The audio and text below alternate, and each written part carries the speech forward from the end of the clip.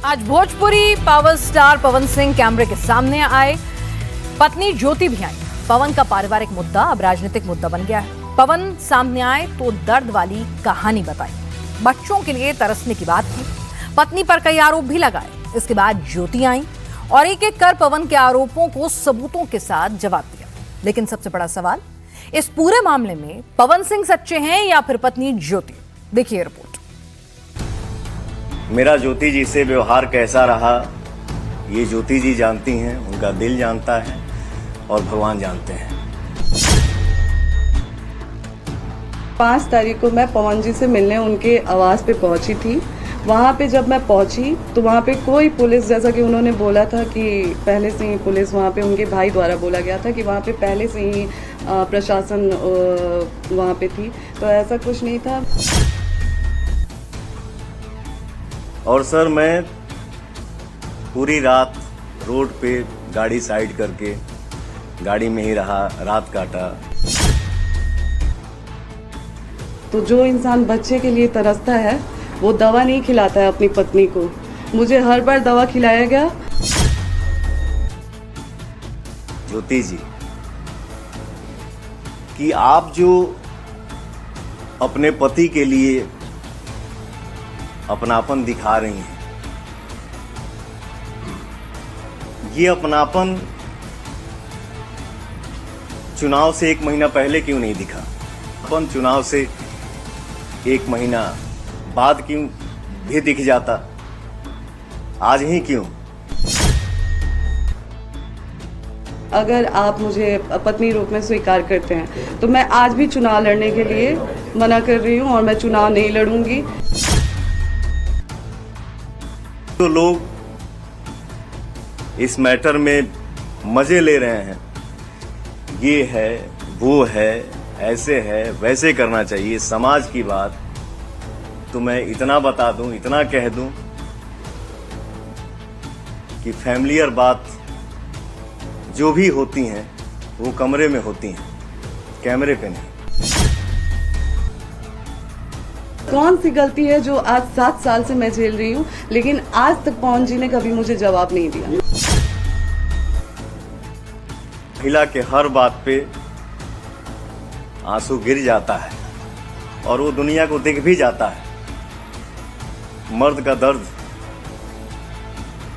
नहीं दिखता है और ना ही वो दिखा पाता है। भोजपुरी पावर स्टार पवन सिंह को भी दर्द होता है। पवन सिंह के भी आंखों में आंसू आते हैं। पवन सिंह भी हंगामे से बचना चाहते हैं। जैसे ही पवन सिंह को लगता है कि अब सब कुछ कंट्रोल में है, पॉलिटिकल गाड़ी आगे बढ़ सकती है, तभी स्पीड ब्रेकर आ जाता है। 5 तारीख को मैं पवन जी से मिलने उनके आवास पे पहुंची थी। वहाँ पे जब मैं पहुंची तो वहाँ पे कोई पुलिस, जैसा कि उन्होंने बोला था कि पहले से ही पुलिस वहाँ पे उनके भाई द्वारा बोला गया था कि वहाँ पे पहले से ही प्रशासन वहाँ पे थी, तो ऐसा कुछ नहीं था। मैं जब वहाँ पे पहुंची तो पहले हम लोगों ने गार्ड से पूछा, तो गार्ड ने ही हमें मना कर दिया कि नहीं, आपको ऊपर जाना अलाउ नहीं है, मना किया गया है। फिर जब हमने उनसे पूछा, उतनी देर में प्रशासन आती है, प्रशासन द्वारा बोला जाता है कि आप थाने चलिए, थाने बैठ के बात होगी। मैंने बोला कि नहीं, मैं थाना नहीं जाऊंगी। उसका वीडियो है मेरे पास, पहले मैं आप लोगों को वीडियो दिखाती हूँ। जब सुबह मैं जब पहुंची हूँ वहाँ पे मेरे साथ बदतमीजी किया गया वहाँ पे भी। और पवन जी बोल रहे हैं कि जब मैं रूम में चली गई उसके बाद प्रशासन बुलाई गई, और ऋतिक जी कह रहे हैं कि हम लोगों ने पहले से प्रशासन सुबह से ही वहाँ पे प्रेजेंट थी। तो पहले तो आप इन दोनों लोगों के बात में ही फर्क समझ जाइए आप लोग कि दोनों भाई लोग अलग अलग बात कर रहे हैं। 2 दिन पहले पवन सिंह की पत्नी ज्योति सिंह ने आरोपों की ज्वाला भड़काई थी। अब पवन सिंह सामने आए, सफाई दी और नए आरोप लगाए।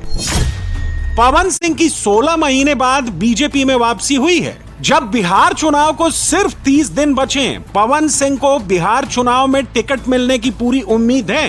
पवन सिंह का दावा है कि विवाद यहीं से शुरू हुआ है, क्योंकि पवन की ज्योति को भी विधायक बनना है। ज्योति जी के पिताजी राम बाबू सिंह जी लखनऊ आते हैं, हमारी उनकी मुलाकात होती है तो उनके पिताजी बोलते हैं कि पवन जी आप हमारी बेटी को विधायिका बना दीजिए, इसके बाद आपको उसको रखना होगा रखिएगा, छोड़ना होगा छोड़ दीजिएगा। मैंने बोला पिताजी ये हमारे बस की बात नहीं है। और ज्योति जी, विधायिका बनने के लिए आप इतना हद तक गिर सकती हैं, ये मुझे उम्मीद नहीं था। खैर, आपको जो करना है सो करिए, आपको जितना बोलना है बोलिए, आपको जितना गिरना है गिरिए, लेकिन मैं मर्यादा से बाहर नहीं जा सकता, क्योंकि ये मेरे माँ बाप का दिया हुआ संस्कार है। पवन सिंह ने जब 2024 में लोकसभा का चुनाव लड़ा था तो उनकी पत्नी ज्योति ने उनके लिए कैंपेन भी किया था, लेकिन कुछ ही दिन बाद दोनों के बीच फिर से अनबन बढ़ी और उसके बाद से दोनों अलग अलग रहने लगे। ज्योति का कहना है कि पवन सिंह ने उनका राजनीति में इस्तेमाल किया और बाद में उन्हें धोखा दे दिया। बात है कि मैं चुनाव के टाइम उनसे संपर्क करने की कोशिश कर रही थी, मैं बहुत टाइम से उनसे बात करने की। हाँ, जब लोकसभा चुनाव के पहले हमारी कोई बातचीत नहीं थी, उस समय मैं भी संतुष्ट हो गई थी कि पवन जी ने मुझ पे डाइवोर्स फाइल कर दिया है। और पहले तो मैं ये क्लियर कर दूं लोगों से कि डाइवोर्स हमारी तरफ से नहीं फाइल हुआ है, डाइवोर्स पवन जी की तरफ से फाइल किया गया है। डाइवोर्स का केस पहले पवन जी ने डाला है, हमारी तरफ से नहीं हुआ। हमारी तरफ से शुरू से ही मैं लगी थी कि अपना रिश्ता बचा लूं। हाँ, जब डाइवोर्स फाइल हुआ था तो मुझे भी हो गया कि चलो, मैं उस समय शांत हो गई कि उन्होंने डाइवोर्स फाइल कर दिया, वो नहीं रखना चाहते हैं, तो कब तक मैं ये चीजों को वो करूं, कब तक मैं झेलूं, तो मैं शांत हो गई थी। लेकिन दोबारा जब ये लोकसभा चुनाव में बुला के मुझे यूज किया गया, मेरे मांग में सिंदूर भरा गया, तो क्या मेरा कोई मान सम्मान नहीं है? क्या औरत की कोई इज्जत नहीं है? क्या औरत सिर्फ एक इस्तेमाल की चीज बन के रह गई आज समाज के लिए, कि जब आपको जरूरत पड़ेगा आप औरत को बुलाएंगे, मांग में सिंदूर डालेंगे, पति पत्नी का संबंध बनाएंगे और फिर चुनाव के बाद फिर छोड़ देंगे ये कह के कि कोर्ट में मामला है? ये कहाँ से इंसाफ है और ये कहाँ का इंसाफ है? आज पवन जी कह रहे हैं चुनाव के टाइम, तो छोड़े तो आप भी थे हमको चुनाव से पहले, तो फिर चुनाव के टाइम आपने क्यों याद किया? राजनीति के लिए मैं गिरी हुई हूँ या आप? पवन सिंह जब भी बीजेपी से पॉलिटिकल एंट्री करने की प्लानिंग करते हैं, तभी उनके एग्जिट की स्क्रिप्ट लिखनी शुरू हो जाती है। 2024 लोकसभा चुनाव में पहले बीजेपी ने पवन सिंह को बंगाल की आसनसोल सीट से टिकट दिया था, लेकिन उनके गाने को लेकर हुई कंट्रोवर्सी के बाद बीजेपी ने अपना कैंडिडेट बदल दिया था। बाद में बिहार की काराकाट सीट से पवन सिंह के निर्दलीय चुनाव लड़ने से एनडीए के कैंडिडेट उपेंद्र कुशवाहा हार गए थे। उपेंद्र कुशवाहा ने इसे लेकर काफी नाराजगी जताई थी, इसलिए बीजेपी ने पवन सिंह को पार्टी से बाहर कर दिया था। अब पवन सिंह 30 सितंबर को दिल्ली में अमित शाह से मिले थे। उपेंद्र कुशवाहा से उनकी मीटिंग भी हुई थी। इसके बाद पवन सिंह ने उपेंद्र कुशवाहा के पैर छूकर उनका आशीर्वाद भी लिया था। पवन सिंह का दावा है कि जैसे अमित शाह से उनकी मुलाकात हुई, उनका टिकट लगभग कंफर्म हुआ, वैसे ही उनकी पत्नी नेता बनने दोबारा आ गई। मैं ये कहना चाहता हूं ज्योति जी कि आप जो अपने पति के लिए अपनापन दिखा रही हैं, ये अपनापन चुनाव से 1 महीना पहले क्यों नहीं दिखा? ये अपनापन चुनाव से 2 महीना पहले क्यों नहीं दिखा? 3 महीना पहले क्यों नहीं दिखा? 4 महीना पहले क्यों नहीं दिखा? ये अपनापन चुनाव से 1 महीना बाद क्यों भी दिख जाता? आज ही क्यों? क्योंकि मैं अमित शाह जी से मिल लिया, जेपी नड्डा जी से मिल लिया,